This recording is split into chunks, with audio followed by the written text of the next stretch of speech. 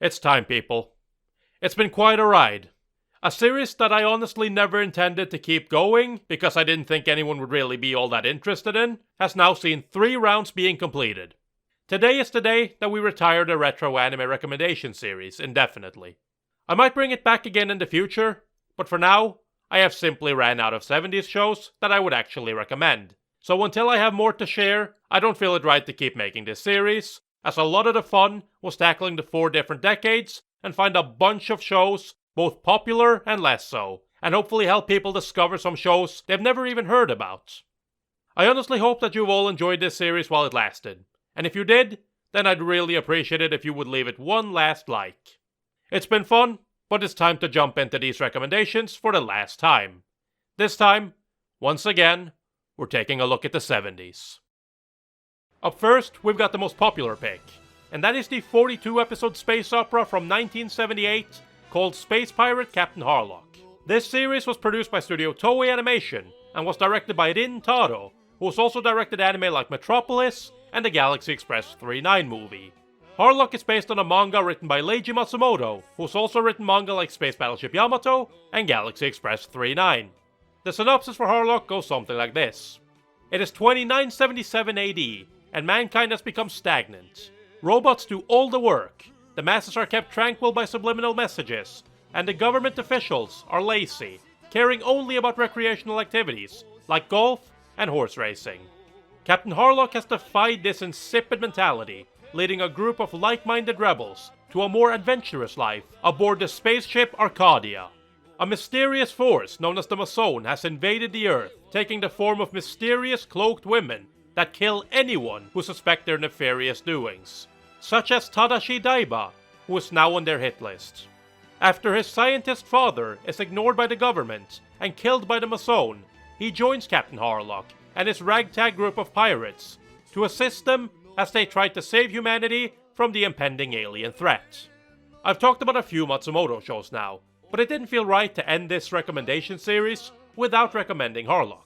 Set in the same universe as Galaxy Express takes place in, as well as most of his works.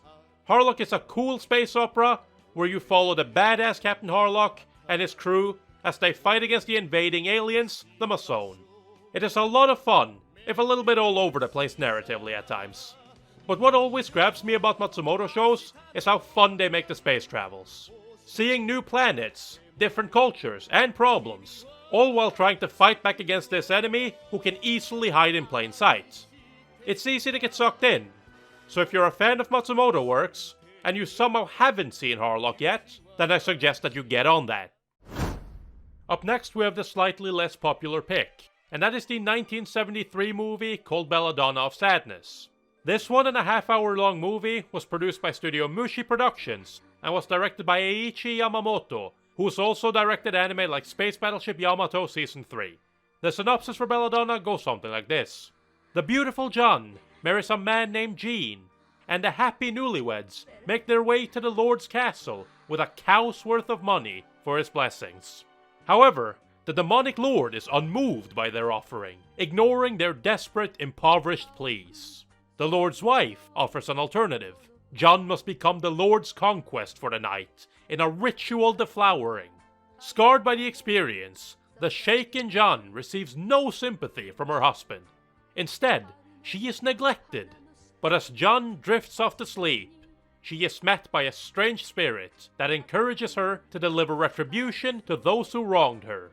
And with a mysterious surge of pleasure and an unquenching libido, John agrees. That's it, he's finally lost the plot. He's now recommending us to watch hentai. No wonder this series is ending. Okay, hear me out.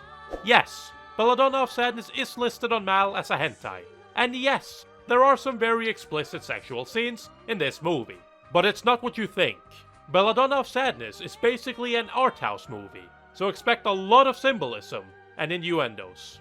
You see, this movie was inspired by Jules Michelet's 1862 non-fiction book called Satanism and Witchcraft, which talks about witchcraft in the Middle Ages, and how it was an act of rebellion against the oppression of feudalism and the Roman Catholic Church. This is shown in Belladonna through the people in the poor village rebelling against the demonic lord. This movie is also not much of an animated film, as it mostly consists of panning across still paintings that are very much inspired by Western art, such as that of Gustav Klimt. All of this helps make a very interesting and unique movie, and you won't find many others like it in anime. But yes, like I said earlier, there are some sexually explicit scenes here, so if you can't stomach that type of content, then don't watch this movie. Last but not least, we have the obscure pick, and that is the 1 hour long movie from 1973 called Andersen-doa Ningyo-hime. It was produced by Toei Animation and directed by Tomoharu Katsumata, who has also directed anime like Cutie Honey and Devilman. The synopsis for Ningyo-hime goes something like this. Marina, the most beautiful mermaid in the royal merman family, is curious about the human world. One day, she sees a handsome prince on a boat. Suddenly, a storm comes up, throwing him into the sea. Marina saves her handsome prince and guides him to the shore. She falls deeply in love and desperately wants to become human. Despite the hazards, she is willing to risk it all for love. Okay, so first things first. You probably picked up on the fact that this is one of Japan's takes on the fairy tale The Little Mermaid by Hans Christian Andersen. This movie predates Disney's children's musical by 14 years. It also stays a lot more true to the original fairy tale than Disney's movie does. So that means no happy endings. What I like about this movie is that it both starts and ends with a little information about H.C. Andersen and Denmark's relationship with this fairy tale. It gives some nice context for the story, which if your only connection to it is through Disney, then you'll notice that there are some big changes. The tone is quite different. A lot of fairy tales aren't happy-go-lucky stories that tells you that everything will be okay in the end.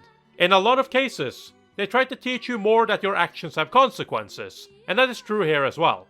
The Little Mermaid discarded the people close to her and became a human just to pursue love.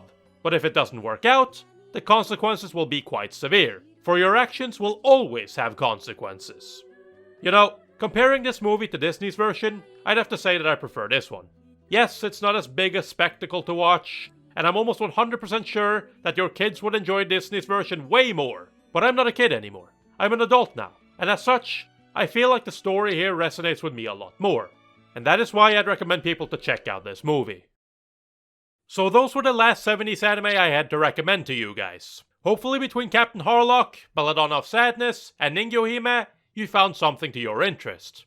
And if you didn't, or you want more recommendations, then you can always check out the playlist to this series. Links in the description. There you can also find links to stuff like my podcast, my Mal, and my Twitter if you'd like to get in touch with me about something. Anyways, I hope you've enjoyed this video, and this series as a whole. This series might be over, but I still have a lot of ideas for videos to make in the future, so don't worry about that.